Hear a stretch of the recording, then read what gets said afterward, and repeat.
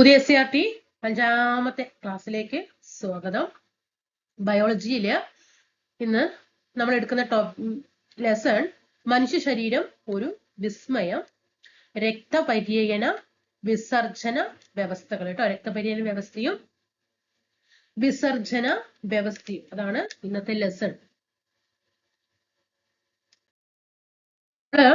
ഇത്രയും ടോപ്പിക്കുകളൊക്കെ ഇവിടെ കഴിഞ്ഞു. ലെസൺസ് നമുക്ക് മനുഷ്യ ശരീരം എന്ന ഭാഗത്ത് വരുന്ന ബയോളജിയിലെ ലെസൺസില് ഇന്ദ്രിയജാലം കഴിഞ്ഞു, നിവർന്നു നിൽക്കം അസ്ഥി വ്യവസ്ഥ അത് കഴിഞ്ഞു, ജീവന്റെ കുഞ്ഞറകൾ അതായത് കോശം കഴിഞ്ഞു, ആഹാരത്തിലൂടെ ആരോഗ്യം, വിറ്റമിൻ, പരിസ്ഥിതി പ്രശ്നങ്ങൾ ലെസൺ കഴിഞ്ഞു. ഇതൊക്കെ നമ്മൾ ക്വസ്റ്റ്യൻ ആൻസർ എന്ന രീതിയിൽ തന്നെ എടുത്ത് നിങ്ങൾക്ക് തന്നിട്ടുണ്ട്.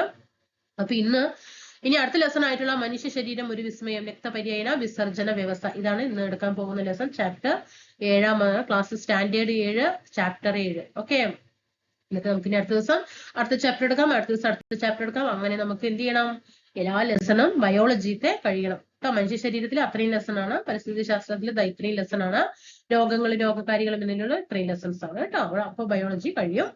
നമുക്കെങ്കിൽ ക്ലാസ്സിലേക്ക് കിടക്കാം. അപ്പൊ അതിലെല്ലാം ഉണ്ട് കേട്ടോ, എല്ലാം ഓരോ ലെസണിൽ നിന്നും എല്ലാം ഉൾപ്പെടുത്തിയിട്ടുള്ളതാണ്. അതിൽ നിന്ന് ഒരു ക്വസ്റ്റ്യൻ പോലും മാറ്റിയിട്ടില്ല. എന്തിനാണ് ചില മരുന്നുകളും ഗ്ലൂക്കോസും നേരിട്ട് രക്തത്തിലേക്ക് കുത്തിവെക്കുന്നത്? എന്തിനാണ് ചില മരുന്നുകൾ ഗ്ലൂക്കോസ് നേരിട്ട് രക്തത്തിലേക്ക് കുത്തിവെക്കുന്നത്? എന്തിനാ? രക്തത്തിൽ നേരിട്ട് കുത്തിവെക്കുന്ന മരുന്നുകളും ഗ്ലൂക്കോസും ശരീരത്തിന്റെ എല്ലാ ഭാഗങ്ങളിലും എത്തും അല്ലെ. നേരിട്ട് രക്തത്തിലേക്ക് കുത്തിവെക്കുമ്പോൾ രക്തം എല്ലാവിടേക്കും ഒഴുകി എത്തുന്നുണ്ട് അല്ലെ. അപ്പൊ എല്ലാവിടേക്കും എന്ത് ചെയ്യും, മരുന്നും എത്തും. അതുകൊണ്ടാണ് അത് ഇങ്ങനെ ചെയ്യുന്നത്. അപ്പൊ നമുക്കറിയാം ഗ്ലൂക്കോസ് അങ്ങനെ കിടക്കുന്ന സമയത്ത് കയ്യിലാന്ന് നിറവെടുത്തിട്ടാണ് അല്ലെ അതിലേക്ക് അങ്ങനെ കയറ്റുന്നത്. അപ്പൊ എല്ലാവിടെയും എത്തും. ചെറുകുടലിൽ വെച്ച് ആഹാരം പൂർണ്ണമായി ദഹിക്കുമ്പോൾ വേർതിരിയുന്ന പോഷക ഘടകങ്ങളും ശ്വസനഫലമായി ശ്വാസകോശങ്ങളിൽ എത്തിച്ചേർന്ന ഓക്സിജനും കോശങ്ങളിൽ എത്തിച്ചേരേണ്ടതുണ്ടല്ലോ. ഇവ എങ്ങനെയാണ് കോശങ്ങളിൽ എത്തുന്നത്? ഈ ധർമ്മങ്ങളെല്ലാം നിർവഹിക്കുന്നത് എന്താണ്? രക്തമാണ് അല്ലെ. അതായത് ചെറുകുടലിൽ വെച്ചിട്ടാണ്, ഇതൊരു പോയിന്റ് പഠിക്കണം, ഇത് പ്രീവിയസ് ചോദ്യമാണ് കേട്ടോ. ചെറുകുടലിൽ വെച്ചിട്ടാണ് ആഹാരം പൂർണ്ണമായിട്ട് ദഹനം നടക്കുന്നത് കേട്ടോ. ചെറുകുടലിൽ വെച്ചിട്ടാണ് ആഹാരം പൂർണ്ണമായി ദഹനം നടക്കുന്നത്. അതിന്റെ ഫലമായിട്ട് ശ്വാസകോശങ്ങളിൽ എത്തിച്ചേർന്ന ഓക്സിജൻ അതുപോലെ ഇതൊക്കെ ഈ ദഹിച്ച ആഹാരങ്ങളൊക്കെ കോശങ്ങളിൽ എത്തിച്ചേർന്നത് ഏതിലൂടെയാണ്? എല്ലാ ധർമ്മങ്ങളും നിർവഹിക്കുന്നത് രക്തത്തിലൂടെയാണ്. ഇനി എന്താണ് രക്തപര്യന വ്യവസ്ഥ? അപ്പൊ നമ്മൾ പറഞ്ഞതാണ് അല്ലെ, ലെസൺ തന്നെ അതാണ്. എന്താണ് രക്തപര്യന വ്യവസ്ഥ? Circulatory system. എന്താണ് രക്തപര്യന വ്യവസ്ഥ? രക്തം, രക്തക്കുഴലുകൾ, ഹൃദയം എന്നിവ ചേർന്ന സംവിധാനമാണ് രക്തപര്യന വ്യവസ്ഥ. പഠിച്ചോളണം. എന്തൊക്കെയാണ് രക്തപര്യന വ്യവസ്ഥയിൽ വരുന്നത്?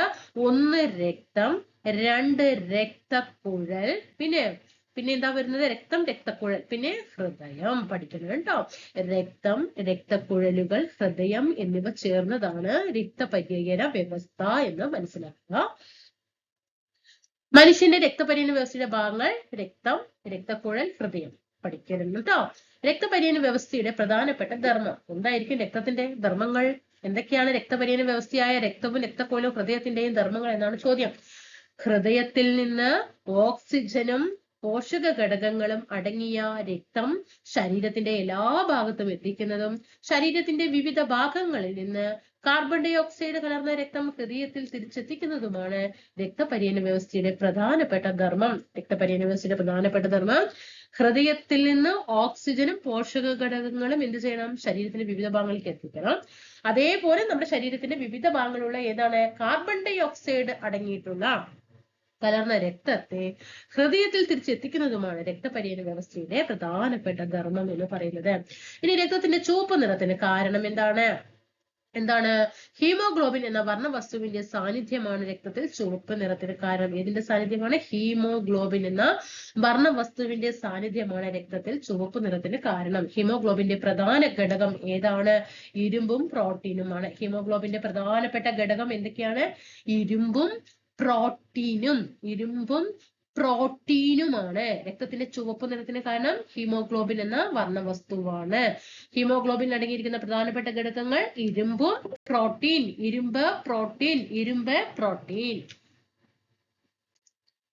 ഇരുമ്പടങ്ങിയ ചില ഭക്ഷ്യവസ്തുക്കൾ കണ്ടെത്തി എഴുതുക. എന്താണ്? ഇരുമ്പ് അടങ്ങിയ ചില ഭക്ഷ്യവസ്തുക്കൾ കണ്ടെത്തി എഴുതുക. എന്തൊക്കെയാണ് അയൺ കണ്ടന്റ് ഉള്ളത്? എന്തൊക്കെയാണ്? ഡേറ്റ്സ്, കോഴിമുട്ട, മുരിങ്ങയില, പാലച്ചില അല്ലെ. അതേപോലെ ഇത് പലതരം ഇതുണ്ട് അല്ലെ, സ്പിനാച്ച് ഉണ്ട്. അപ്പൊ അതിന് പലതരത്തിലുള്ളതില് ഏറ്റവും കൂടുതൽ അയൺ കണ്ടന്റ് പാലക്കിലാണ്. ബീൻസ്, അതുപോലെ ബ്രോക്കോളി, മത്തങ്ങ വിത്ത് പംകിൻ സീഡ് കഴിക്കണം എന്ന് പറയാറുണ്ട്. നല്ല സാധനമാണ് കേട്ടോ ഈ പംകിൻ സീഡ്. നന്നായിട്ട് അതൊക്കെ ഭക്ഷണം അല്ല, ഇപ്പൊ വിലയുണ്ട് സാധനങ്ങളൊക്കെ വാങ്ങിക്കുമ്പോ. നട്ട്സിന്റെ കൂടെയൊക്കെ കഴിക്കാൻ പറ്റിയ സാധനമാണ്. ഇനി ഇരുപടിയ ആഹാര പദാർത്ഥങ്ങൾ കഴിക്കേണ്ടതിന്റെ ആവശ്യകത എന്താ? നമ്മൾ കഴിഞ്ഞ ലെസണിലൊക്കെ ഇതിന്റെ ചോദ്യങ്ങൾ ഉണ്ടായിരുന്നതാണ് അല്ലെ. ശ്വാസകോശത്തിൽ നിന്ന് കോശങ്ങളിലേക്ക് ഓക്സിജൻ എത്തിക്കുകയും കോശങ്ങളിൽ നിന്ന് കാർബൺ ഡൈ ഓക്സൈഡ് ശ്വാസകോശത്തിലേക്ക് കൊണ്ടുവരികയും ചെയ്യുന്നതിൽ രക്തത്തിലെ ഹീമോഗ്ലോബിൻ പ്രധാന പങ്ക് വഹിക്കുന്നുണ്ട്. നമ്മൾ നേരത്തെ പഠിച്ചു അല്ലെ. ഇരുമ്പും പ്രോട്ടീനുമാണ് ഹീമോഗ്ലോബിന്റെ പ്രധാനപ്പെട്ട ഘടകങ്ങൾ. അതുകൊണ്ട് ഇരുമ്പടങ്ങിയ ഭക്ഷണം നമ്മുടെ ഭക്ഷണത്തിൽ ഉൾപ്പെടുത്തേണ്ടത് പ്രധാനമാണ്. നമ്മുടെ HB ലെവൽ കൂടണമെങ്കിൽ, നമ്മുടെ ശരീരത്തില് ബ്ലഡില് HB ലെവൽ ഹീമോഗ്ലോബിന്റെ അളവ് കൂടണമെങ്കിൽ എന്തടങ്ങിയ ഭക്ഷണങ്ങൾ കഴിക്കണം? ഇരുമ്പടങ്ങിയ ഭക്ഷണങ്ങൾ കഴിക്കണം. എങ്കിൽ മാത്രമേ ഈ ശ്വാസകോശത്തിൽ നിന്ന് കോശങ്ങളിലേക്ക് ഓക്സിജൻ എത്തിക്കുന്നതും കോശങ്ങളിൽ നിന്ന് കാർബൺ ഡൈ ഓക്സൈഡ് ശ്വാസകോശത്തിലേക്ക് കൊണ്ടുവരികയും ചെയ്യുന്ന പ്രധാനപ്പെട്ട ഘടകമായ ഹീമോഗ്ലോബിനിലെ പ്രവർത്തനം നല്ല രീതിയിൽ നടക്കണമെങ്കിൽ അയൺ കണ്ടന്റ് അടങ്ങിയ ഭക്ഷണങ്ങൾ കഴിച്ചേ തീരൂ. ഇനി രക്തത്തിലെ പ്രധാനപ്പെട്ട ഘടകങ്ങൾ എന്തൊക്കെയാണ്? രക്തത്തിലെ പ്രധാനപ്പെട്ട ഘടകങ്ങൾ? പ്ലാസ്മ അല്ലെ. എന്താണ്? 1 പ്ലാസ്മ, 2 പ്ലേറ്റ്ലേറ്റ്, 3 WBC, 4 RBC. അപ്പൊ രക്തത്തിലെ പ്രധാനപ്പെട്ട ഘടകങ്ങൾ ഏതൊക്കെയാണ്? Plasma, platelet, WBC, RBC. അപ്പൊ പ്ലാസ്മ, പ്ലേറ്റ്ലേറ്റ് അല്ലെ, രണ്ടും പ്ലാ വരുന്നതാണ് അല്ലെ. പ്ലാസ്മയും പ്ലേറ്റ്ലേറ്റും പിന്നെ WBC വെളുത്ത രക്തകോശവും ചുവന്ന രക്തകോശവും. പഠിക്കാൻ എളുപ്പമാണല്ലോ. ഇനി ഇതെല്ലാം പ്രീവിയസ് ആണ് കേട്ടോ. ഇതെല്ലാം പ്രീവിയസ് ആണ്. ഇതിന്റെ ഡീറ്റെയിൽഡ് ഒക്കെ ചോദ്യങ്ങൾ ചോദിച്ചിട്ടുണ്ട്. രക്തത്തിന്റെ ദ്രാവക ഭാഗം ഏതെന്ന് ചോദിച്ചാൽ അത് പ്ലാസ്മയാണ്. പ്ലാസ്മയുടെ നിറമുള്ള മഞ്ഞ നിറമാണ് ഗ്ലൂക്കോസിനെ കോശങ്ങളിൽ എത്തിക്കുന്നത്. ഗ്ലൂക്കോസിനെ കേട്ടോ നിങ്ങൾ ശ്രദ്ധിക്കണേ, ചിലപ്പോൾ വൺ വേർഡ് ആയിട്ട് ഒറ്റ ചോദ്യം വരും. ഗ്ലൂക്കോസിനെ കോശങ്ങളിൽ എത്തിക്കുന്ന രക്തത്തിന്റെ ഭാഗം ഏത് എന്ന് ചോദിച്ചാൽ അത് പ്ലാസ്മയാണ് കേട്ടോ. ഗ്ലൂക്കോസിനെ കോശങ്ങളിൽ എത്തിക്കുന്ന രക്തത്തിലെ ഭാഗം ഏത്, ഘടകം ഏത് എന്ന് ചോദിച്ചാൽ അത് പ്ലാസ്മയാണ്. പ്ലാസ്മ രക്തത്തിന്റെ ദ്രാവക ഭാഗമാണ്, ഇളം മഞ്ഞ നിറമാണ്. ഇനി എന്താണ് പ്ലേറ്റ്ലേറ്റ്? രക്തം കട്ടപിടിക്കുന്നതിന് സഹായിക്കുന്ന രക്തത്തിന്റെ പ്രധാനപ്പെട്ട ഘടകമാണ്. അപ്പൊ ബ്ലഡ് ഒക്കെ പോകുന്ന സമയത്തേ രക്തം പെട്ടെന്ന് കട്ടപിടിക്കില്ലേ? ആ കട്ടപിടിക്കുന്നതിന് കാരണം എന്താ? പ്ലേറ്റ്ലേറ്റ് ആണ്. എന്താണ് WBC? വെളുത്ത രക്തകോശം. നിശ്ചിത ആകൃതിയില്ല കേട്ടോ. വെളുത്ത രക്തകോശത്തിന് നിശ്ചിത ആകൃതിയില്ല. മർമ്മം ഉണ്ട്, രോഗാണുക്കളെ നശിപ്പിക്കുന്നു കേട്ടോ. മർമ്മം ഉണ്ട്, രോഗാണുക്കളെ നശിപ്പിക്കുന്നുണ്ട്, അതുപോലെ ആകൃതി ഇല്ല. ഇനി എന്താണ് റെഡ് ബ്ലഡ് സെല്ല്? ചുവന്ന രക്തകോശം. ഡിസ്കിന്റെ ആകൃതിയാണ്, മർമ്മം ഇല്ല. ഹീമോഗ്ലോബിൻ അടങ്ങിയിരിക്കുന്നു. ചുവന്ന എന്ന് പറയുമ്പോൾ തന്നെ മനസ്സിലാക്കണം ഇവിടെ ഹീമോഗ്ലോബിൻ അടങ്ങിയിരിക്കുന്നു. ഓക്സിജൻ, കാർബൺ ഡൈ ഓക്സൈഡ് എന്നിവയുടെ വിനിമയം. മനസ്സിലായോ? രക്തത്തിന്റെ ദ്രാവക ഭാഗം ഏതാണ്? പ്ലാസ്മയാണ് അല്ലെ. അപ്പൊ ഒന്നും കൂടി നമുക്ക് പഠിച്ചു നോക്കാം. രക്തത്തിലെ പ്രധാനപ്പെട്ട ഘടകങ്ങൾ ഏതൊക്കെയെന്ന് ചോദിച്ചാൽ 2 പ്ലാ വരുന്ന പ്ലാസ്മ, പ്ലേറ്റ്ലേറ്റ്, പിന്നെ ചുവന്ന രക്തകോശവും വെളുത്ത രക്തകോശവും. പ്ലാസ്മ ദ്രാവകമാണ്, ഇളം മഞ്ഞ നിറമാണ്, ഗ്ലൂക്കോസിനെ കോശങ്ങളിൽ എത്തിക്കുന്നു. പ്ലേറ്റ്ലേറ്റ് രക്തം കട്ടപിടിക്കുന്നതിന് സഹായിക്കുന്നു. വെളുത്ത രക്തകോശത്തിന് മർമ്മമുണ്ട്, രോഗാണുക്കളെ നശിപ്പിക്കുന്നുണ്ട്, പക്ഷെ ആകൃതിയുണ്ട്. പക്ഷെ ചുവന്ന രക്തകോശത്തിന് അങ്ങനെയല്ല, ആകൃതിയുണ്ട്. അതേപോലെ എന്താണ്? മർമ്മമില്ല കേട്ടോ. മർമ്മം ഇല്ല. അവിടെ മർമ്മമുണ്ടെങ്കിൽ ഇവിടെ മർമ്മമില്ല. ഹീമോഗ്ലോബിൻ അടങ്ങിയിരിക്കുന്നു. ഓക്സിജൻ, കാർബൺ ഡൈ ഓക്സൈഡ് എന്നിവയുടെ വിനിമയം. രക്തത്തിന്റെ ദ്രാവക ഭാഗം ഏതാണ്? പ്ലാസ്മയാണ്. രക്തകോശങ്ങൾ ഏതെല്ലാമാണ്? ഏതൊക്കെയാണ് രക്തത്തിലെ കോശങ്ങൾ? പ്ലേറ്റ്ലേറ്റ്, വെളുത്ത രക്തകോശം, ചുവന്ന രക്തകോശം അല്ലെ. രക്തത്തിലെ ദ്രാവക ഭാഗം ഏതെന്ന് ചോദിച്ചാൽ പ്ലാസ്മ. രക്തത്തിലെ കോശങ്ങൾ ഏതൊക്കെയാണെന്ന് ചോദിച്ചാൽ പ്ലേറ്റ്ലേറ്റും WBCയും RBCയും. പ്ലേറ്റ്ലേറ്റുകളുടെ ധർമ്മം എന്താണ്? രക്തം കട്ടപിടിക്കുന്നതിന് സഹായിക്കുന്നു അല്ലെ. ഹീമോഗ്ലോബിൻ കാണപ്പെടുന്ന രക്തകോശം ചുവന്ന രക്തകോശമാണ്. ഓക്കെ. വെളുത്ത രക്തകോശങ്ങളും ചുവന്ന രക്തകോശങ്ങളും തമ്മിലുള്ള വ്യത്യാസം അതൊക്കെ നമ്മൾ നേരത്തെ പഠിച്ചു അല്ലെ. വെളുത്ത രക്തകോശം നിശ്ചിത ആകൃതിയില്ല, മർമ്മമുണ്ട്, രോഗാണുക്കളെ നശിപ്പിക്കുന്നു. ചുവന്ന രക്തകോശത്തിന് ഡിസ്കിന്റെ ആകൃതിയാണ്, മർമ്മമില്ല, ഹീമോഗ്ലോബിൻ അടങ്ങിയിരിക്കുന്നു, ഓക്സിജൻ, കാർബൺ ഡൈ ഓക്സൈഡ് എന്നിവയുടെ വിനിമയം. ഇനി എത്ര തരം രക്തക്കുഴലുകളുണ്ട്? രക്തക്കുഴലുകൾ എത്ര തരം ഉണ്ട് അല്ലെ? സിരകൾ, ധമനി, ലോമിനികൾ. 3 തരം രക്തക്കുഴലുകളാണ് ഉള്ളത്. ഇത് പ്രീവിയസ് ചോദ്യമാണ് കേട്ടോ. എത്ര തരം രക്തക്കുഴലുണ്ട് എന്ന് ചോദിച്ച ചോദ്യമാണ്. 3 സിരകള്, ധമനി, ലോമിക. സിര, ധമനി, ലോമിക. ഇനി എന്താണ് സിര, എന്താണ് ധമനി, എന്താണ് ലോമിക പഠിക്കണ്ടേ? അപ്പൊ എന്താണ് ധമനി എന്ന് പറയുന്നത്? ഹൃദയത്തിൽ നിന്ന് ഓക്സിജൻ കൂടുതൽ അടങ്ങിയ രക്തം ശരീരത്തിന്റെ വിവിധ ഭാഗങ്ങളിലേക്ക് കൊണ്ടുപോകുന്ന കുഴലുകളാണ് ധമനികൾ എന്ന് പറയുന്നത്. ഹൃദയത്തിൽ നിന്നും ഓക്സിജൻ കൂടുതൽ അടങ്ങിയ രക്തം അല്ലെ. ഓക്സിജൻ എന്താണ്? ഹൃദയത്തിൽ നിന്ന് ഓക്സിജൻ കൂടുതൽ അടങ്ങിയ രക്തം വിവിധ ഭാഗങ്ങളിലേക്ക് അല്ലെ, ബോഡി പാർട്സിലേക്ക് അല്ലെ, ശരീരത്തിന്റെ വിവിധ ഭാഗങ്ങളിലേക്ക് കൊണ്ടുപോകുന്നതാണ് ധമനി എന്ന് പറയുന്നത്. അപ്പൊ തിരിച്ചായിരിക്കും ഇത് സിര കേട്ടോ. ശരീരത്തിന്റെ വിവിധ ഭാഗങ്ങളിൽ നിന്ന് കാർബൺ ഡൈ ഓക്സൈഡ് കൂടുതൽ കലർന്ന രക്തം ഹൃദയത്തിൽ കൊണ്ടുവരുന്ന കുഴലുകളാണ് സിരകൾ എന്ന് പറയുന്നത്.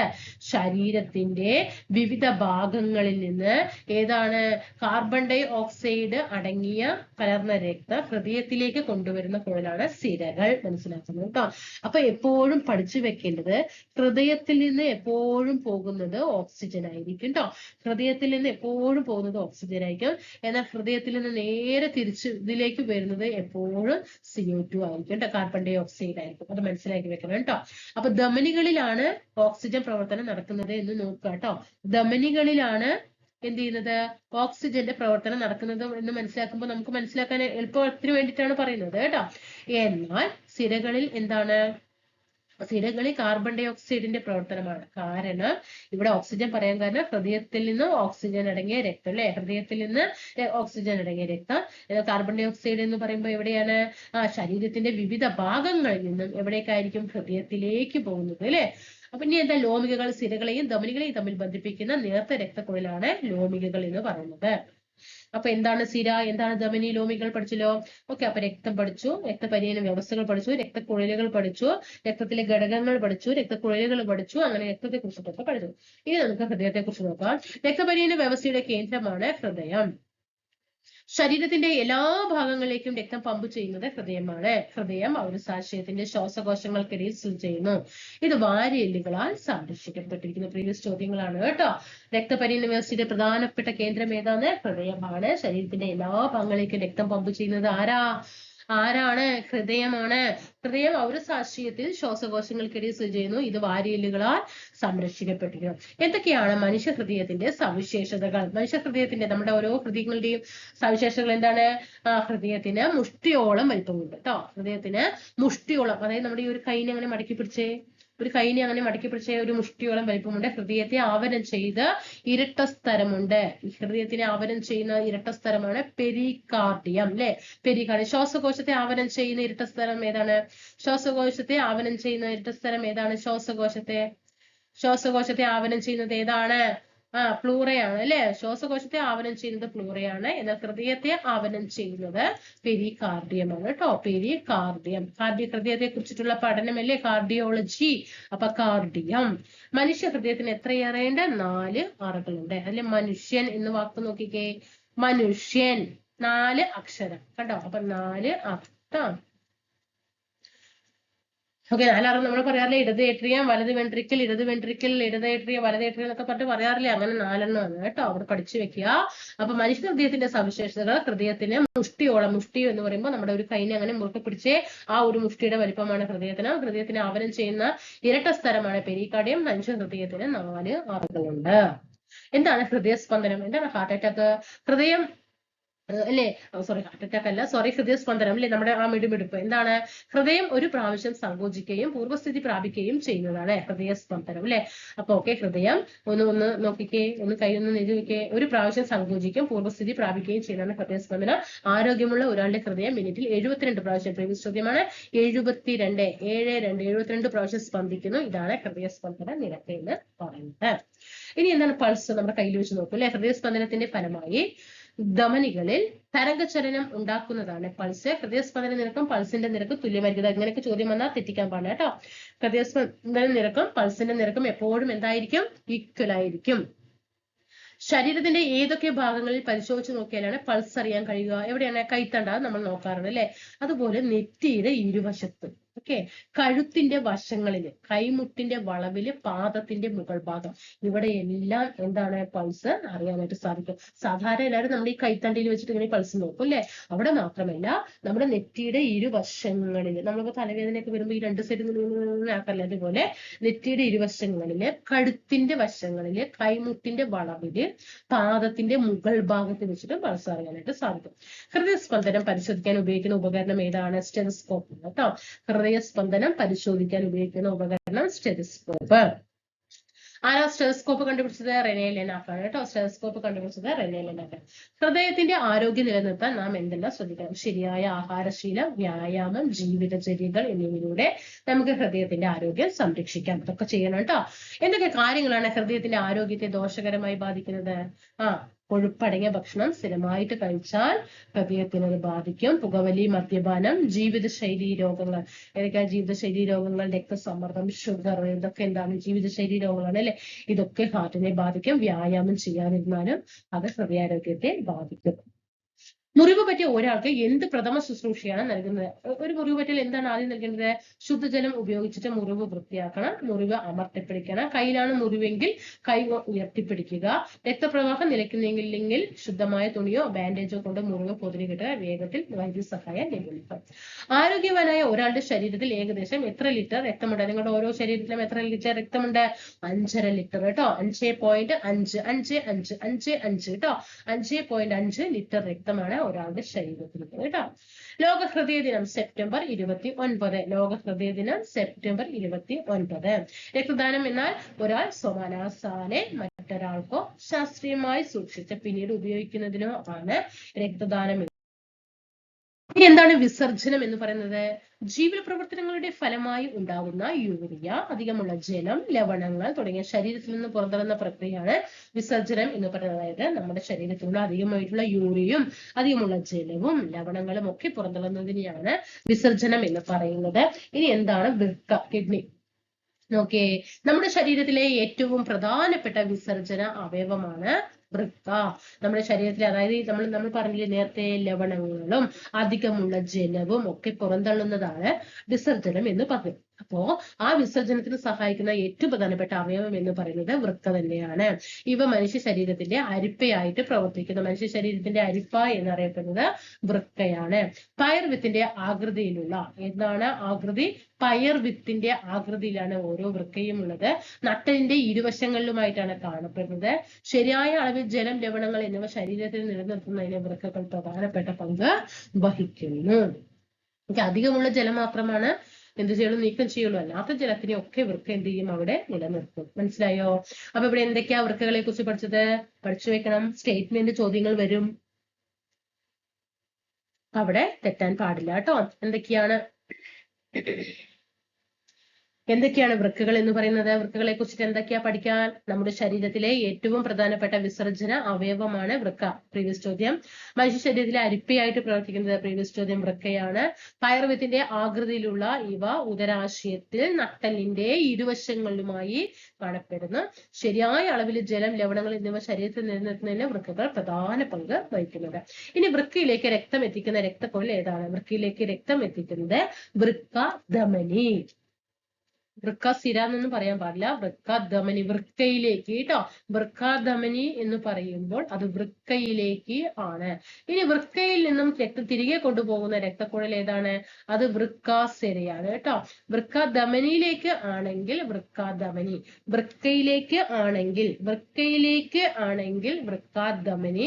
ഇനി വൃക്കയിൽ നിന്നും പുറത്തേക്കാണെങ്കിൽ വൃക്കാസിര കേട്ടോ. വൃക്കയിൽ നിന്ന് രക്തം തിരികെ കൊണ്ടുപോകുന്ന രക്തക്കുഴൽ ഏതാണ്? വൃക്കാസിര. വൃക്കാധമനി, വൃക്കാസിര എന്നിവ രക്തക്കുഴലുകളിലെ രക്തത്തിന് എന്ത് വ്യത്യാസമാണ് ഉള്ളത്? എന്താ വ്യത്യാസം? വൃക്കാധമനി വഴി എത്തുന്ന രക്തത്തിൽ യൂറിയ, ഗ്ലൂക്കോസ്, ലവണങ്ങൾ, ഓക്സിജൻ, മറ്റു ഘടകങ്ങൾ എന്നിവ ഉണ്ടായിരിക്കും. എന്നാൽ അരിക്കലിന് ശേഷം വൃക്കാസിരയിലൂടെ തിരിച്ചു പോകുന്ന രക്തത്തിൽ യൂറിയ, ഗ്ലൂക്കോസ്, ലവണങ്ങൾ, ഓക്സിജൻ, മറ്റു ഘടകങ്ങൾ എന്നിവയുടെ അളവ് താരതമ്യേന കുറവായിരിക്കും കേട്ടോ. അപ്പൊ യൂറിയയുടെ അളവാണെങ്കിലും ഗ്ലൂക്കോസിന്റെ അളവാണെങ്കിലും ലവണങ്ങളാണെങ്കിലും ഓക്സിജനുകളാണെങ്കിലും മറ്റു ഘടകങ്ങളാണെങ്കിലും ഒക്കെ എന്താണ്? വൃക്കാധമനി വഴി എത്തുന്ന രക്തത്തിലാണെങ്കിൽ എന്തായിരിക്കും? വൃക്കാധമനി വഴി എത്തുകയാണെങ്കിൽ കൂടുതലായിരിക്കും. വൃക്കാസിര വഴിയാണെങ്കിൽ അത് കുറവായിരിക്കും. വൃക്കയിൽ നിന്ന് മൂത്രം കൊണ്ടുപോകുന്ന കുഴൽ ഏതാണ്? മൂത്രവാഹി. വിസർജന വ്യവസ്ഥയിലെ ഏതു ഭാഗത്താണ് മൂത്രം ശേഖരിക്കുന്നത്? മൂത്രാശയത്തിലാണ് മൂത്രം ശേഖരിക്കുന്നത്. ആരോഗ്യമുള്ള ഒരാളുടെ വൃക്കകൾ ഒരു ദിവസം ശരാശരി എത്ര മൂത്രം ഉൽപ്പാദിപ്പിക്കും? 1.5 ലിറ്റർ മൂത്രം കേട്ടോ. നല്ല ആരോഗ്യമുള്ള ഒരാളാണെങ്കിൽ ഒരു ദിവസം ഉൽപ്പാദിപ്പിക്കുന്ന മൂത്രം എന്ന് പറയുന്നത് 1.5 ലിറ്റർ ആണ് കേട്ടോ. 1.5. ആവശ്യത്തിന് വെള്ളം കുടിക്കുകയും യഥാസമയം മൂത്രമൊഴിക്കുകയും ചെയ്തില്ലെങ്കിൽ ഉണ്ടാകുന്ന ആരോഗ്യ പ്രശ്നങ്ങൾ. വൃക്കകൾ ശരിയായി പ്രവർത്തിക്കണമെങ്കിൽ ആവശ്യത്തിന് എന്ത് കുടിക്കണം? വെള്ളം കുടിക്കണം. ദീർഘനേരം മൂത്രമൊഴിക്കാതിരുന്നാൽ മൂത്രവാഹിയിലും മൂത്രാശയത്തിലും രോഗാണുക്കൾ പെരുകി മൂത്രാശയ അണുബാധ ഉണ്ടാകും.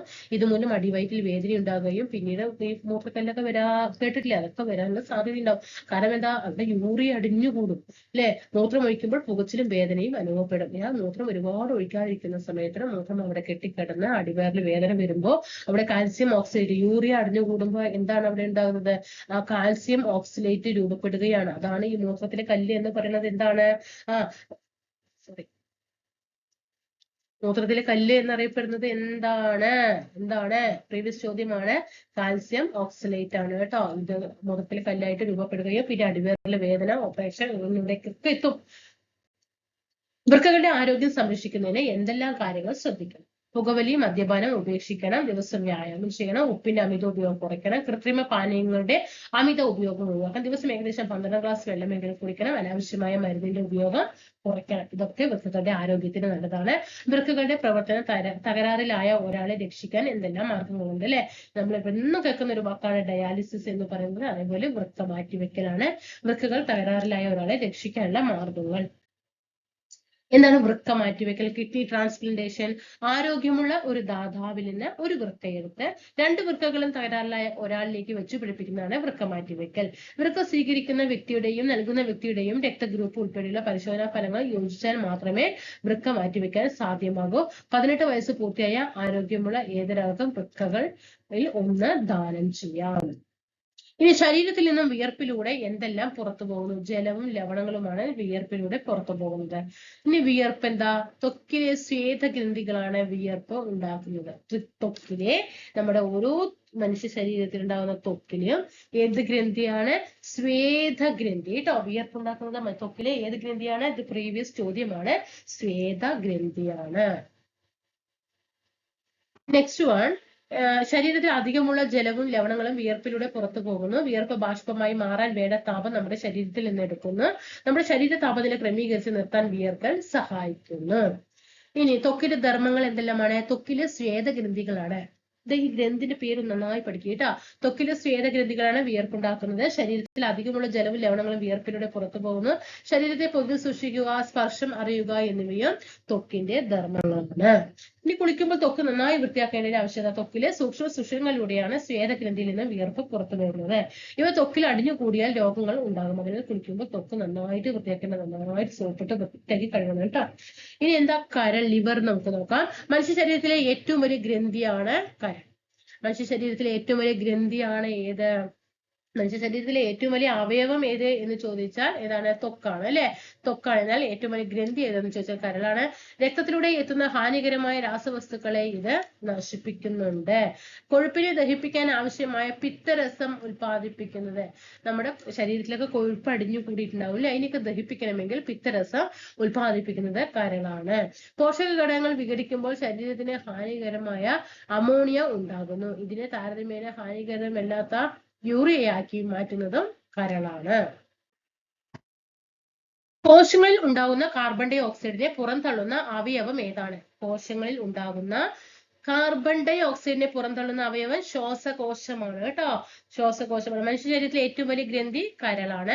കരൾ ഉൽപ്പാദിപ്പിക്കുന്ന രസം ഏതാണ്? രസപദാർത്ഥം അല്ലെങ്കിൽ രാസപദാർത്ഥം പിത്തരസമാണ് കേട്ടോ. പിത്തരസമാണ്. കരളിന്റെ ധർമ്മങ്ങൾ എന്തെല്ലാം? പ്രീവിയസ് ചോദ്യങ്ങളാണ്, പഠിക്കണം. രക്തത്തിലൂടെ എത്തുന്ന ഹാനികരമായ രാസവസ്തുക്കളെ ഇത് നശിപ്പിക്കുന്നുണ്ട്.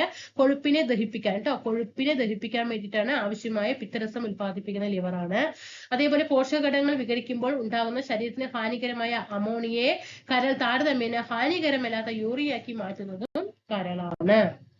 ഇനി എന്താണ് നാഡീവ്യവസ്ഥ? നമ്മൾ നാഡീവ്യവസ്ഥയും വിസർജന വ്യവസ്ഥയും ഒക്കെ നമ്മൾ പഠിക്കണം. രക്തപര്യന വ്യവസ്ഥയും ഒക്കെ പഠിച്ചു അല്ലെ. ഇനി എന്താണ് നാഡീവ്യവസ്ഥ? Nervous system. സാഹചര്യങ്ങൾക്കനുസരിച്ച് പ്രതികരിക്കാൻ നമ്മെ സഹായിക്കുന്നത് നാഡീവ്യവസ്ഥയാണ്. എന്താ സാഹചര്യങ്ങൾക്കനുസരിച്ച് എന്ന് പറയുന്നത്? മസ്തിഷ്കം അഥവാ തലച്ചോറ്, സുഷുമ്ന, നാഡികൾ എന്നിവ ചേർന്നാണ് നാഡീവ്യവസ്ഥ. നാഡീവ്യവസ്ഥ എന്ന് പറഞ്ഞാൽ മസ്തിഷ്കം അഥവാ തലച്ചോറ്, സുഷുമ്ന, നാഡികൾ എന്നിവ ചേർന്നതാണ്. ശരീരത്തിലെ ഏറ്റവും പ്രധാനപ്പെട്ട അവയവം ഏതാണ്? അത് മസ്തിഷ്കമാണ്. മസ്തിഷ്കം എവിടെയാണ് സ്ഥിതി ചെയ്യുന്നത്? തലയോട്ടിക്കുള്ളിലാണ്. കാഴ്ച, കേൾവി, ഓർമ്മ, ഭാവന, വികാരങ്ങൾ, ബുദ്ധി എന്നിവയുടെ എല്ലാം കേന്ദ്രമാണ് മസ്തിഷ്കം. എല്ലാ ശാരീരിക പ്രവർത്തനങ്ങളെയും നിയന്ത്രിക്കുകയും ഏകോപിപ്പിക്കുകയും ചെയ്യുന്നത് നാഡീവ്യവസ്ഥയാണ്. എല്ലാ ശാരീരിക പ്രവർത്തനങ്ങളെ എന്ത് ചെയ്യാണ്? നിയന്ത്രിക്കുക, അതേപോലെ ഏകോപിപ്പിക്കുക ഒക്കെ ചെയ്യുന്നത്. നാഡീവ്യവസ്ഥയാണ്. മദ്യം, മയക്കുമരുന്ന് എന്നിവയുടെ ഉപയോഗം നാഡീവ്യവസ്ഥയുടെ പ്രവർത്തനത്തെ സാരമായി ബാധിക്കും. ഇനി മസ്തിഷ്കത്തിന്റെ പ്രധാനപ്പെട്ട ധർമ്മങ്ങൾ എന്തെല്ലാമാണ്? വിവിധ പേശികളുടെ ചലനത്തെ നിയന്ത്രിക്കുക, ശരീരത്തെ പ്രവർത്തനങ്ങളെ ഏകോപിപ്പിച്ച് വിവിധ കോശങ്ങൾക്ക് വേണ്ട മാർഗനിർദ്ദേശങ്ങൾ നൽകുക തുടങ്ങിയവ മസ്തിഷ്കത്തിന്റെ പ്രധാനപ്പെട്ട പ്രവർത്തനങ്ങളാണ്. കാഴ്ച, കേൾവി, ഓർമ്മ, ഭാവന, വികാരങ്ങൾ, ബുദ്ധി എന്നിവയുടെ എല്ലാം കേന്ദ്രം മസ്തിഷ്കമാണ്. കാഴ്ച, കേൾവി, ഓർമ്മ, ഭാവന, വികാരം, ബുദ്ധി എന്നിവയുടെ എല്ലാം കേന്ദ്രം അത് മസ്തിഷ്കമാണ്. മസ്തിഷ്കം സംരക്ഷിക്കപ്പെട്ടിരുന്ന കവചത്തിന്റെ പേര് തലയോട്ടി, കപാലം കപാലം എന്ന് പറയും.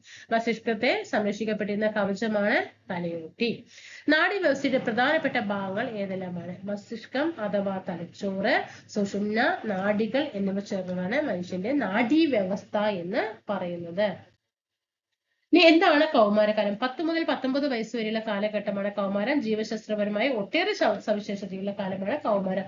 10 to 19 അല്ലെ?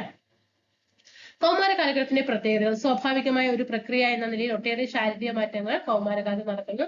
തലച്ചോറിന്റെ വികാസം, ഉയരത്തിലും തൂക്കത്തിലും പെട്ടെന്നുണ്ടാകുന്ന വർധനവ്, ഗ്രന്ഥികളുടെ വർദ്ധിച്ച പ്രവർത്തനക്ഷമത എന്നിവയെല്ലാം ഈ ഘട്ടത്തിന്റെ പ്രത്യേകതകളാണ്. ഓക്കെ, ഇവിടെ കൗമാര കാലഘട്ടത്തിലെ മാറ്റങ്ങളൊക്കെ കൊടുത്തിട്ടുണ്ട്, ഒന്ന് വായിച്ചു. അതേപോലെ തന്നെ ഈ ലെസണിൽ പറയുന്നുണ്ട് എന്താണ് ആർത്തവ, മെൻസ്ട്രേഷൻ. എല്ലാ മാസവും പ്രത്യുൽപാദനത്തിനുള്ള പല ഒരുക്കങ്ങളും ഒരു സ്ത്രീയുടെ ഗർഭാശയത്തിൽ നടക്കുന്നുണ്ട്. ഗർഭാശയത്തിന്റെ ആന്തരപാളിയിൽ ധാരാളം രക്തലോമികകളും കലകളും രൂപപ്പെടുന്നു. എന്നാൽ ഗർഭധാരണം നടക്കാതെ വന്നാൽ ഈ ഒരുക്കങ്ങൾ വെറുതെ ആകുന്നു. അപ്പോൾ പുതിയതായി രൂപപ്പെട്ട രക്തലോമികൾ പൊട്ടും. എന്ത് ചെയ്യും? എന്നിട്ട് രക്തലോമികളും മറ്റു കലകളും ഗർഭാശയ ഭിത്തിയിൽ നിന്ന് അടർന്നു മാറും. രക്തത്തോടൊപ്പം ഇവയെല്ലാം ശരീരത്തിൽ നിന്ന് പുറന്തള്ളുകയും ചെയ്യും. ഇതാണ് ആർത്തവം എന്ന് പറയുന്നത്. ആർത്തവം എത്ര ദിവസം വരെ നീണ്ടു നിൽക്കാം? 7 ദിവസം വരെ നീണ്ടു നിൽക്കാം. എത്ര ദിവസം കൂടുമ്പോഴാണ് ആർത്തവം ഉണ്ടാകുന്നത്? 28 ദിവസം കൂടുമ്പോഴാണ്. 28. ആർത്തവകാലത്ത് ഉണ്ടാകുന്ന രക്തസ്രാവം വലിച്ചെടുക്കാൻ പെൺകുട്ടികൾ എന്തൊക്കെ മാർഗങ്ങളാണ് സ്വീകരിക്കുന്നത്? ആർത്തവകാലത്ത് ഉണ്ടാകുന്ന രക്തസ്രാവം വലിച്ചെടുക്കാൻ അവർ സാനിറ്ററി നാപ്കിൻ, തുണിയും വെച്ചിട്ടുണ്ട്. ഓക്കെ, ആർത്തവകാലത്ത് സാനിറ്ററി നാപ്കിൻ ഉപയോഗിക്കുന്ന മേന്മകൾ ഓക്കെ എന്തൊക്കെ ഒന്ന് വായിച്ചു നോക്കാം. എന്താണ് മെൻസ്ട്രൽ കപ്പ്? ആർത്തവ സമയത്ത് ഉപയോഗിക്കാൻ കൂടുതൽ സൗകര്യപ്രദവും വീണ്ടും ഉപയോഗിക്കാവുന്നതുമായ ഒരു വസ്തുവാണ് മെൻസ്ട്രൽ കപ്പ്. മെൻസ്ട്രൽ കപ്പ് ഉപയോഗിക്കുന്നതിനുള്ള മേന്മ ഇതൊക്കെ നമ്മുടെ പരിസ്ഥിതി സൗഹൃദമാണ്, അണുബാധയ്ക്കുള്ള സാധ്യത കുറയ്ക്കുന്നു, വീണ്ടും ഉപയോഗിക്കാനുള്ളത്. ഇനി എന്തൊക്കെയാണ് ശുചിത്വ രീതികൾ?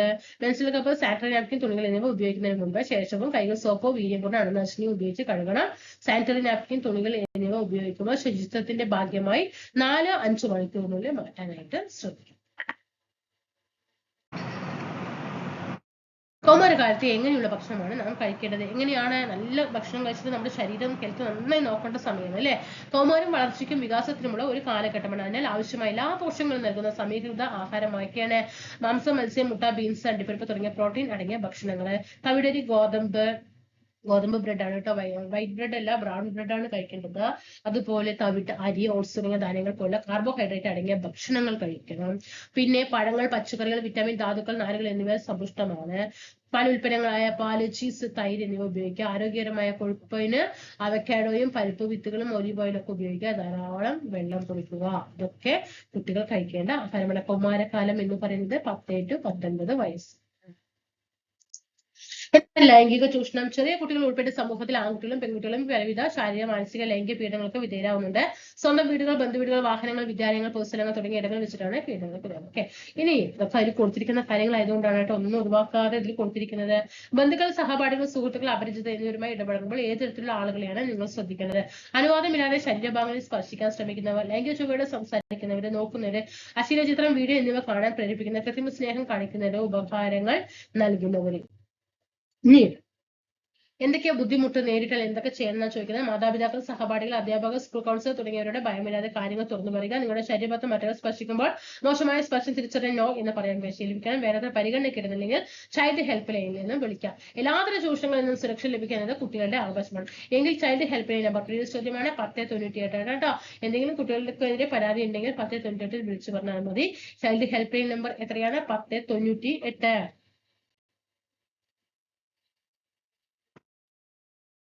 ഇനി ക്വസ്റ്റ്യൻ ആൻസർ ഒക്കെ നോക്കിക്കേ, ചോദ്യം ചെയ്യാൻ കഴിയുന്നുണ്ടോ നോക്കണം. താഴെ പറയുന്നതിൽ വിസർജനം എന്ന ധർമ്മം നിർവഹിക്കാത്ത അവയവം ഏതാണ്? വിസർജനം എന്ന ധർമ്മം നിർവഹിക്കാത്ത അവയവം ഏതൊക്കെയാണ്? ഹൃദയമാണ് അല്ലെ? വൃക്ക, കരൾ, ശ്വാസകോശം ഒക്കെ വിസർജനം ധർമ്മം നിർവഹിക്കുന്നതാണ്. വിസർജനം വഹിക്കാത്തത് ഹൃദയമാണ്. താഴെ പറയുന്നവ ശരിയായ പ്രസ്താവന ഏത്? ഓടുമ്പോൾ പൾസ് നിരക്ക് കൂടുന്നു. ശരിയായ പ്രസ്താവന ഏത് എന്നാണ് ചോദിക്കുക. എല്ലാ വ്യക്തികളുടെയും പൾസ് നിരക്ക് തുല്യമാണ്. എല്ലാ വ്യക്തികളുടെയും പൾസ് നിരക്ക് തുല്യമാണോ? തെറ്റാണ് അല്ലെ. കൈത്തണ്ടിയിൽ മാത്രമേ പൾസ് നിരക്ക് നോക്കാൻ പറ്റുമോ? കൈത്തണ്ടി മാത്രമാണോ? അല്ല, നമ്മൾ വേറെ മറ്റും പല ഭാഗങ്ങളും പഠിച്ചു അല്ലെ. തെറ്റ്. പൾസ് നിരക്കും ഹൃദയസ്പന്ദന നിരക്കും വ്യത്യസ്തമാണ്. അല്ല, ശരി. രണ്ടും എന്താണ്? ഒരുപോലെയാണ് അല്ലെ. പൾസ് നിരക്കും ഹൃദയസ്പന്ദന നിരക്കും ഒരുപോലെയാണ്. ഓക്കെ, അപ്പൊ ഇതും തെറ്റാണ്. ആൻസർ ഒരുപോലെയാണ് എന്നാണ് വരേണ്ടത്. ഓടുമ്പോൾ പൾസ് നിരക്ക് കൂടുന്നതാണ് ശരിയായ പ്രസ്താവന. മൂത്രാശയ രോഗങ്ങൾ തടയാൻ എന്തെല്ലാം ശ്രദ്ധിക്കണം? ആവശ്യത്തിന് വെള്ളം കുടിക്കണം, ഇടയ്ക്കിടെ മൂത്രം കുടിക്കണം, വ്യക്തിശുചിത്വം പാലിക്കണം. ഇനി ആർത്തവകാലത്ത് ഉണ്ടാകാൻ ഇടയുള്ള ശാരീരിക അസ്വസ്ഥതകൾ എന്തെല്ലാമാണ്? എന്താണ്? ആർത്തവത്തിന് മുന്നോടിയായിട്ടും ആർത്തവ സമയത്തും കലശലായ അടിവയർ വേദന, ഛർദി, നടുവേദന, കാലിന് കഴപ്പ് തുടങ്ങിയ ലക്ഷണങ്ങൾ ചിലർക്ക് അനുഭവപ്പെടാറുണ്ട്. ചിലർക്ക് അമിത ദേഷ്യം, ഉത്കണ്ഠ എന്നിവയും ഉണ്ടാകാറുണ്ട്. നല്ല ദേഷ്യം എടുക്കുന്ന സമയത്ത്. മനുഷ്യശരീരത്തിലെ ഏറ്റവും പ്രധാനപ്പെട്ട അവയവമാണ് മസ്തിഷ്കം. ആ മസ്തിഷ്കത്തെ കുറിച്ച് എന്തൊക്കെയാ പറയാനുള്ളത്? വിവിധ പേശികളുടെ ചലനത്തെ നിയന്ത്രിക്കുക, ശരീര പ്രവർത്തനങ്ങളെ ഏകോപിപ്പിച്ച് വിവിധ കോശങ്ങൾക്ക് വേണ്ട മാർഗനിർദ്ദേശങ്ങൾ നൽകുക തുടങ്ങിയവ മസ്തിഷ്കത്തിന്റെ പ്രധാനപ്പെട്ട പ്രവർത്തനമാണ്. കാഴ്ച, കേൾവി, ഓർമ്മ, ഭാവന, വികാരങ്ങൾ, ബുദ്ധി എന്നിവയുടെ എല്ലാം കേന്ദ്രം ഏതാണ്? മസ്തിഷ്കമാണ്. പ്രീവിയസ് ചോദ്യമാണ്. അതുകൊണ്ടാണ് മസ്തിഷ്കം മനുഷ്യ ശരീരത്തിലെ ഏറ്റവും പ്രധാനപ്പെട്ട അവയവം എന്ന് പറയുന്നത്. മനസ്സിലായോ? അപ്പൊ അങ്ങനെ ആ ലെസൺ അവിടെ കംപ്ലീറ്റ് ആയിട്ടുണ്ട്. അരിച്ചു പെറുക്കി നിങ്ങളുടെ കയ്യിൽ തന്നിട്ടുണ്ട് കേട്ടോ. അപ്പൊ ക്ലാസ്സുകളൊക്കെ ഇഷ്ടപ്പെടുകയാണെങ്കിൽ തീർച്ചയായിട്ടും നല്ല രീതിയിൽ നിങ്ങളുടെ ഭാഗത്ത് നിന്നുള്ള അറിയിപ്പ് ഏത് രീതിയിലാണെങ്കിലും, പോസിറ്റീവ് ആണെങ്കിലും നെഗറ്റീവ് ആണെങ്കിലും അറിയിക്കുക. നമ്മുടെ ടെലിഗ്രാം ഗ്രൂപ്പിലൊക്കെ ജോയിൻ ചെയ്യുക. വീഡിയോ കാണുമ്പോൾ ഹൈപ്പ് കൊടുക്കുക.